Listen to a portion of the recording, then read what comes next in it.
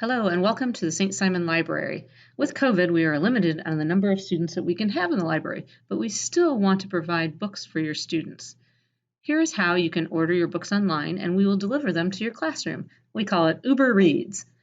If you log into Clever, Atrium should be one of the first items that you see in Clever.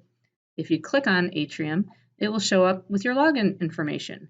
Your username and password is your student's lunch code.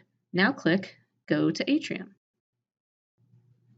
Once you are here, you can click the display button. This will take you to our search engine for books. You can place the name of a book here, or if you click on this little blue tomato, it will take you to a more kid-friendly way to search.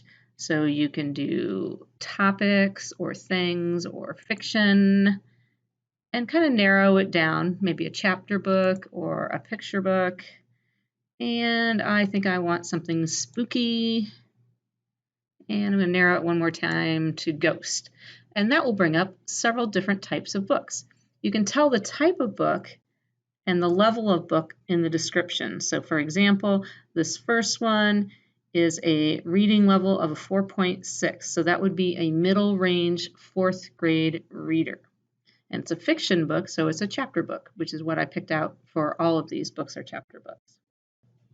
If I go back and search, for example, sports activities, and maybe I like football, there will be a bunch of football books. Now, again, you can tell the reading level. For example, this one is a 5.0 reading level, and it has a number, so it is a non-fiction football book. If I scroll down, I see a call number of an E. That means it's an easy reader, so it's more than likely a picture book. And again, you can adjust the reading level right here.